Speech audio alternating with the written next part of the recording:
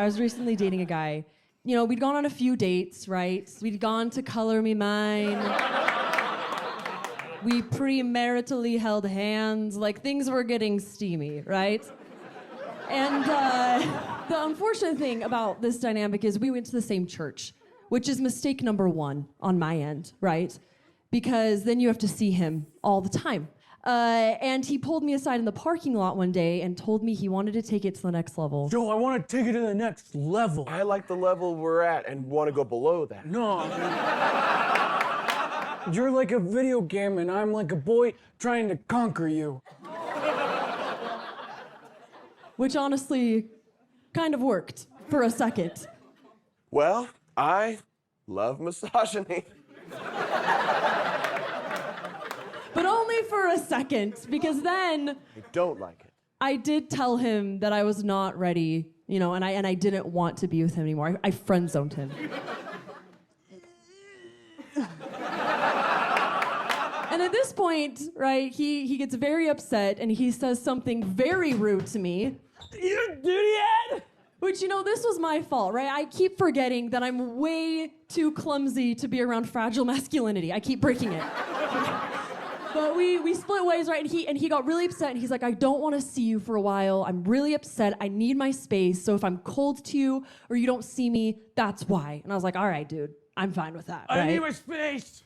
And we get in our cars and we're leaving church, and my roommate and I had drove together, right? And we're driving home, and they're driving right in front of us. He's driving his car.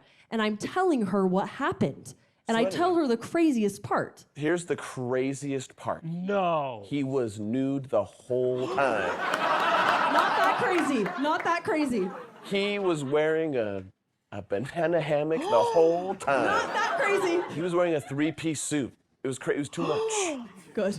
And my roommate was actually the one driving. Oh. We were driving, and I tell her the craziest part of the story, and she's so shocked by it that she goes, no way, hits the gas. No way! And rear ends him. My banana hammock! This poor man who was already so upset and so hurt, licking his wounds already.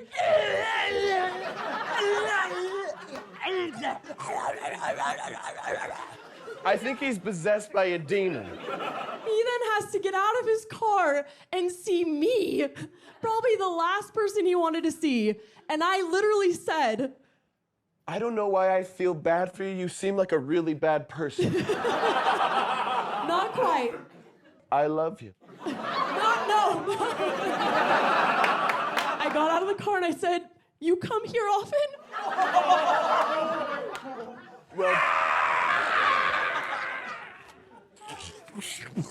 No, Anna, don't do it. Don't succumb to the temptations of the male gaze.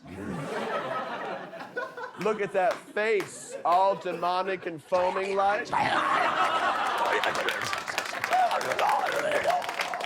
I can only imagine what he went home and said to his roommates that day.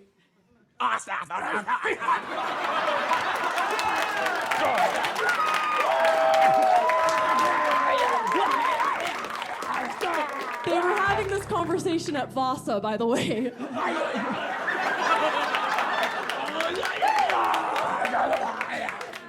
After doing their shift at Vivint.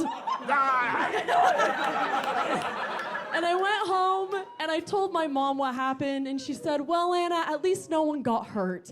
And I said, but he did. He did a lot. A lot. A ton. But at least no one got hurt. Well, no one important.